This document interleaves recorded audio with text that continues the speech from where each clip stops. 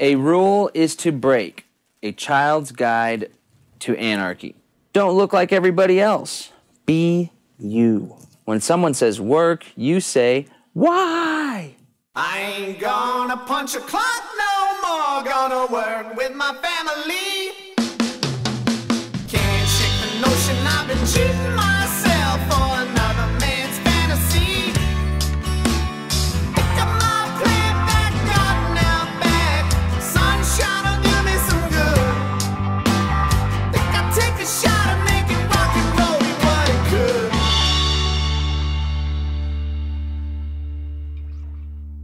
My name is John Bush, and this is my fiancée, Catherine. We're two grassroots activists doing what we can to create a more peaceful world. For years, we've fought the man through the political system. Now we have a family, and it's time for a change.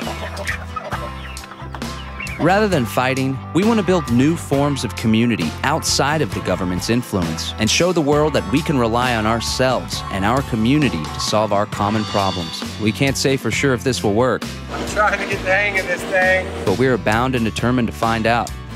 We've moved out of the city onto a farm in the outskirts of Austin, Texas for our experiment in lifestyle design. Now we're new to this way of life, so we'll be traveling around the country and learning from experts along the way. Growing our own food, harvesting our own energy, and living an all-around self-sufficient lifestyle. We aim to get off the grid and be the masters of our own lives. Now that's sovereign living.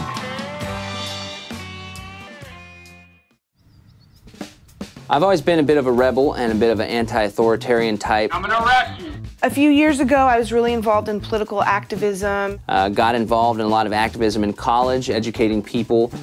We are Nazis here to thank Senator Dool for his support of checkpoints in Texas. Heil Dool, the Führer is very proud of you. He would make Adolf Hitler very proud. Met Catherine, and I started having her on a radio show that I was doing. Started doing radio back in 2007, still doing radio today. You know, some would say it was love at first sight. On New York City Street. That's my girl. So I was traveling the country with John. It had become my life, my obsession, and I ended up being arrested on a free speech issue, and it really screwed with me emotionally, and I decided I had to change my life. So I decided, instead of running around the country, banging my head against the wall and trying to fight the state, that I would instead try and improve myself and learn how to grow food, learn how to garden, and learn how to provide for a future family. Yeah, me and Catherine decided to have a family along the way, and here we are, moving beyond the political institutions, trying to create alternative institutions that will be better at serving our needs and creating community cohesion and peace and freedom. Here at the Blush Family Farm, you'll find our dog Murray Rothbard, one peacock named Freddie Mac, and the two peafowl are Hillary and Condi. You'll find 60 chickens. You'll find a water storage system that's 275 gallons of water. 10 raised garden beds in our kitchen garden. We also have a composting system, and we have a maggot bucket that we put meat in, and we feed the chickens maggots. We have over 400 onions in the ground, and pretty soon we will have ripe peppers and tomatoes. We have potatoes growing in these two bins here. It's a real good area where the sun comes right overhead from the morning to the evening. Paul is one of our best friends. He comes over probably 5 days a week to help on the property. He's one of the most honest, hardworking, dedicated, generous, loving people that I've ever met. My name is Paul Davis. I'm 44 years old. I'm a martial arts instructor by trade. Some of my tattoos, well, freedom on the neck, you know? Freedom to me means freedom from any form of oppression, mentally, physically, spiritually. He has a really good energy. He's really zenned out. He's constantly evolving and he's constantly learning new things, which is great because I like to be like that, and having someone that kind of pushes me along and helps me evolve is really fantastic to have in our house. This was always kind of a dream of mine to link up with some friends, start working together on producing our own food and livelihood. He's just been an absolute blessing to our lives. I really love Paul. We're proud of what we've accomplished so far. We've started a fruitful garden, raised 60 chickens, and we've managed to build a bit of community, but we're nowhere near being entirely off the grid. It's time to get serious. In order to get off the grid, we need to produce our own food, provide our own source of water, harvest our own alternative energy, and build a community of friends that can contribute to our total skill set. Our immediate goals are to produce 50% of our own food, store thousands of gallons of water, and reduce our dependency on the central energy grid by 50%. Right now, we're only producing about 9% of our own food. The chickens make up the bulk of this number at 7%. With 60 chickens, we eat about 10 to 12 eggs altogether for breakfast, and we eat a bird once every 2 months. The kitchen garden only produces less than 1% of our food with herbs and strawberries. We're waiting on an onion harvest to boost the numbers. We get an additional 2% of our food supply from bartering advertising on my radio show in exchange for $150 worth of veggies and grass-fed beef. Right now, if we raise our chicken population from 60 to 200 chickens, we should be able to barter more eggs and chickens and eat a chicken once a week, raising our food productivity up 10 to 15%. We've been talking a lot recently about using some of the open land on the other side of our property to build around 17 additional garden beds. Growing fruit and veggies in this area of our property could yield as much as 15 to 25% more food. The challenge has been getting organized enough to pull off the operation and ensure we care properly for such a large number of plants, especially with Kat being 8.5 months pregnant. On the energy front, to get 50% off the grid, our goal is to reduce our usage by 25% and to harvest our own energy with alternative sources for the other 25%. This is an area that I don't have a lot of working knowledge with, so I'll be seeking help from within our community of friends. There's a place called Bardot Farm up in Croydon, New Hampshire, and they're just like us. They didn't know what they were doing, but they're doing it anyway, and they're doing a damn good job of it. They're 100% off the grid, all sorts of alternative energy, and the people there are absolutely great. Well, we're driving up to Croydon, New Hampshire to visit the Bardot Farms project. Really excited about going to check it out and learning what they're doing. They're way forward in advance when it comes to self-sufficiency, and I think they're really setting the bar, and hopefully we can be half the self-sufficient that they do, then that would be a success in my opinion. And of course, as I said, it's snowing, so that'll definitely be another factor. I'm not used to the snow, being a Texas boy. And I did neglect to bring some boots as well.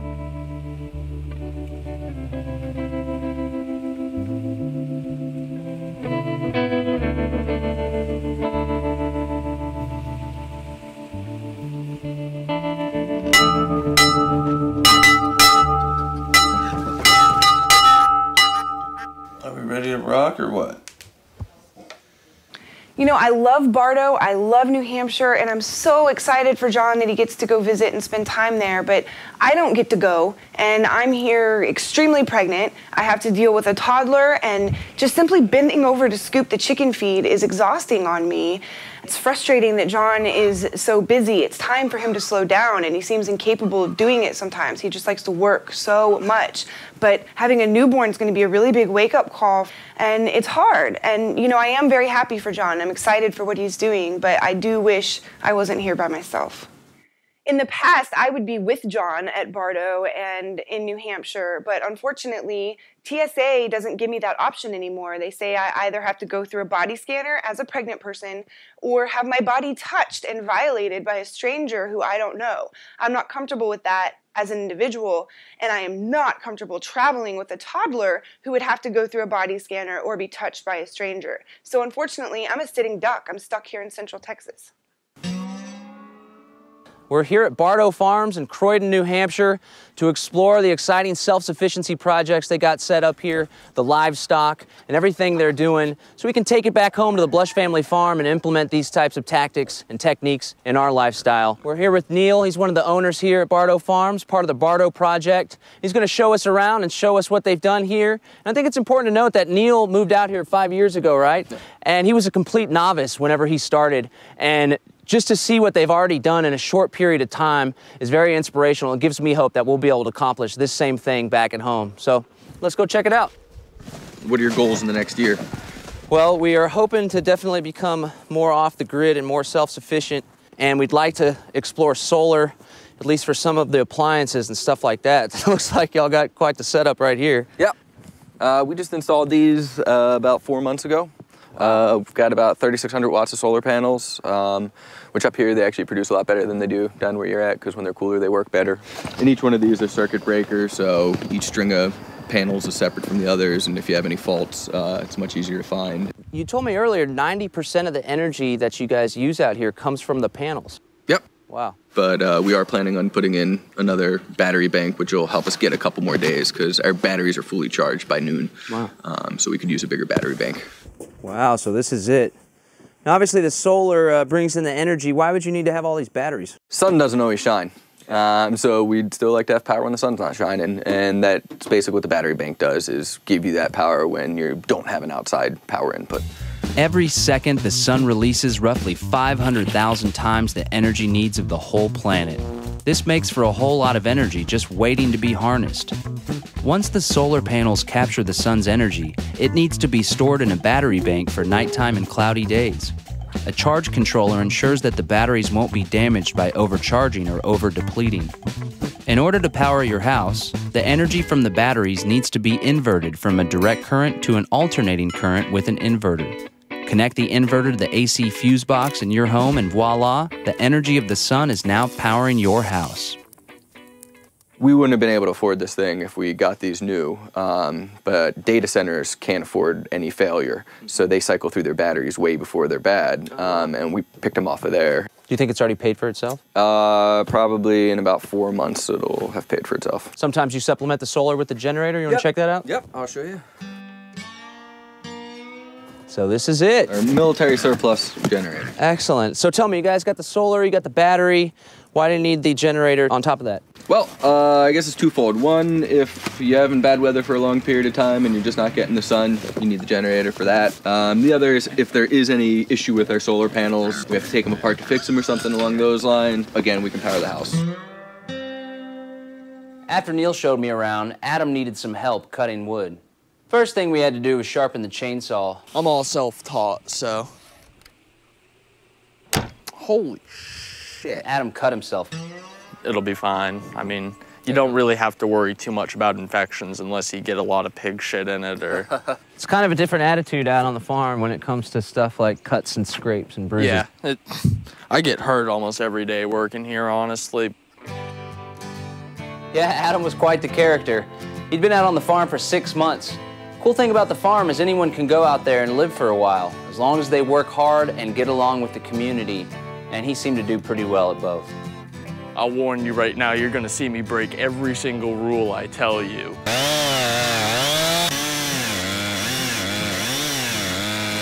So Adam, we had some chainsaw problems, tried to repair it.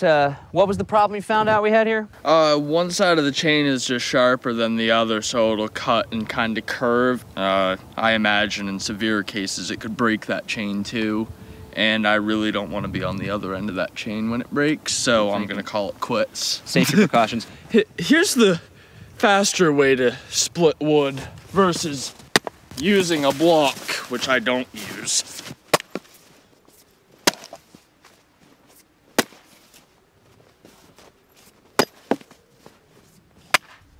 Done. Talk about the golf swing. Nice. Can't mess around when you gotta split a cord a day, so get it done quick. Nice.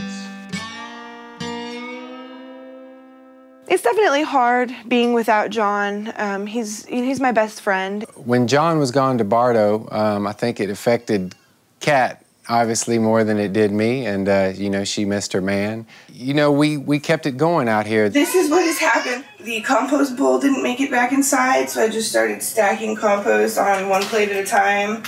And the dishes haven't got done just because it's exhausting for me to stand right now. Welcome to our living compost pile. So we've already checked out the energy aspects. Now we're going to chat a little bit about the livestock operations they have. We're joined by Emily. She's a lady of the household. Maybe you could just tell us a little overview of what the different types of breeds y'all have and animals and stuff like that. Pigs are our major animal that we have, and we've been doing the longest, I would say, as far as raising and now breeding. Actually, I'm hoping you can give us a hand with some fun pig operations. Kind of like sloperations, but a little sloppier. Yeah, we're going to have to wrestle some. Okay, let's do it. All part of the fun. So I knew we were coming upon the pig pen because I could smell it from quite a ways away. And here they are. So tell us a little bit more about the pig operation. This isn't usually where you keep them, right? No, we generally keep them in the woods. This was our garden, one of our gardens, and we'd move them quite frequently. So they always have a new pen, a new area to dig up and root up, and keeps them happy. I'm really amazed by how integrated everything is here at Bardot. Every animal has a role to play in every process on the farm. Seeing how nasty the pig pens are, you would think that they are completely destroying the land. In fact, it's just the opposite. They rotate the pigs around to different gardening areas because the pigs actually dig up rocks, eat weed seeds, and till the soil, preparing it for growth. Their feces also serves as a great fertilizer for the gardens. What looks like a swamp of poo is actually part of an important cyclical process at Bardot Farm.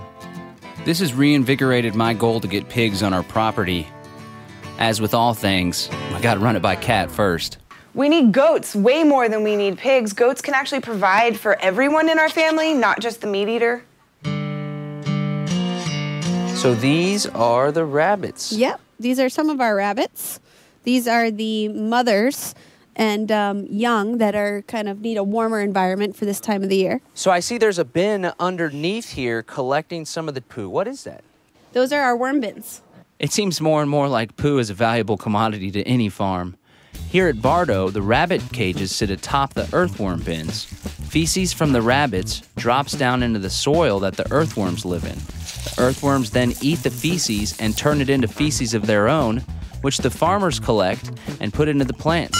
The soil from the earthworm bins is extremely nutrient dense and is sure to help plants have bountiful yields.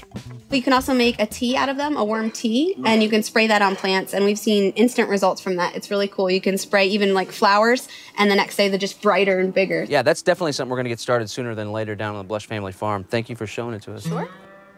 So not only are you guys making your own food and your own energy, but you're also making your own homes. Tell us about these cabins here. This is this year's project. We were able to get a sawmill. The year before that, we logged our land. This is the first one we built, and we wanted to keep it simple. And so, you know, your basic structure. And we call it the duck house because we have our pond here. It's frozen over. You can't see it right now, but the ducks hang out there. And this one right here looks like it's built onto a giant rock. Yeah, this was, somebody had a funny idea, and of course, here at Bardot, we just go for it. So they're like, let's just put it right on the rock. It's a nice cleared spot. Wow, so you guys balanced it and leveled it out with the rock, huh? So this is the third cabin that we built. Wow. And it's the tree house, Wow. as you can see. Is anybody home? This is Adam's cabin. I think he's in there, so you can see if he'll show you the inside. Let's check it out. Hey. Hey, how are you? Not too bad, you? Pretty good, pretty good. So this is the tree house? Yep. Excellent, excellent. What's it like living in here? You know, just like any other house, I guess. So this is kind of the lounge area. You sleep up top? Yep. So you got a lot of blankets? Doesn't get much colder than outside, so. Well, man, I really appreciate how you guys just built these from scratch. It's really peaceful out here with the nice, pretty white snow. Very serene. You got the basics that you need. You got your food, your heat, your shelter. So, you know, what more could you ask for? Avoid the hustle and bustle. Become self-sufficient and live how humans were intended to live.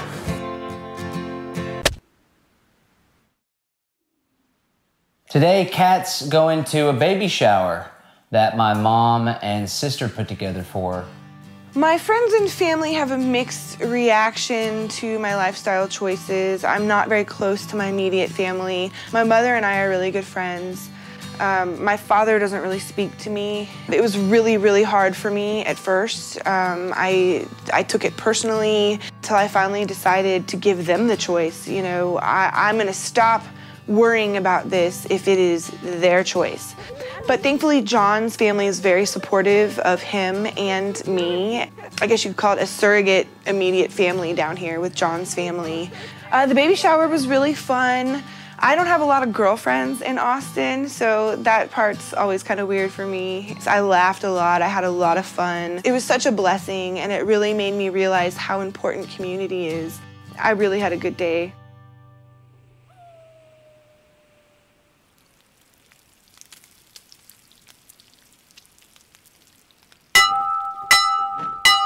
Every day at Bardot starts with the morning meeting. Everyone shares what they did the day before and what they plan on doing for that day's work.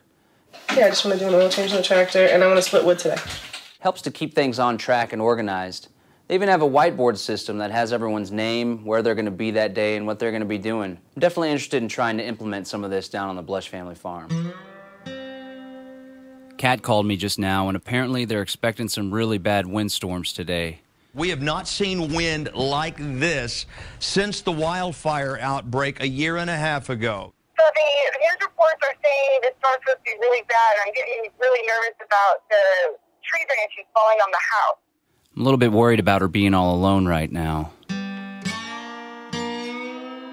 So we're layered up. We got our winter gear on. We got the jeans with the long johns underneath. I think they might be Catherine's long johns, so they're a little snug around the... After the morning meeting, Adam needed a hand moving pigs who outgrew their pen. You're gonna want to take that mic off, and I got a little something you can wear, because you're gonna get nice and muddy doing this. Okay. Yeah, but like I said earlier, 99% of the time, it's not mud. This is what I looked like yesterday afternoon after I was done, you know, wrangling piglets. All right, here we go. All right, so what's our goal here? We're gonna pick them up and we're just gonna set them over that fence. The pigs definitely knew what was up. They tried to hide in their little igloo house. I saw Adam try to sneak into the igloo house. And then I remembered he just got through telling me the last thing you want to do is go into the igloo house because it's a sure way to get injured. But he's crazy enough to do it anyway.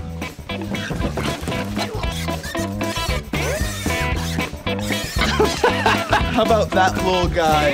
Little chubby. Like one in the middle? Yeah. Alrighty.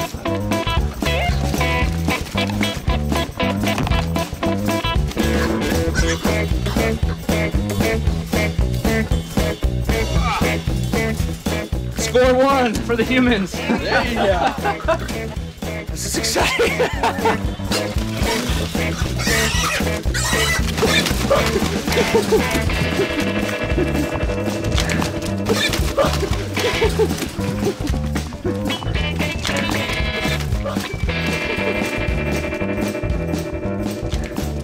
Boy, that was a workout. Yeah. Too soon for a beer? That's never too soon.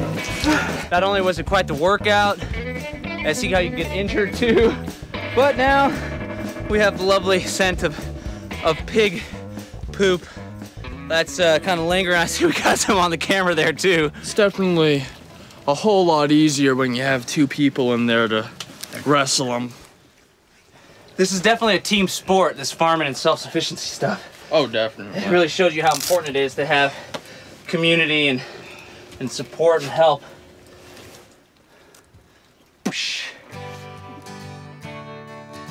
Just in the first 48 hours at Bardot, it became abundantly clear to me that this lifestyle, a sovereign lifestyle, totally redefines what self-sufficiency means.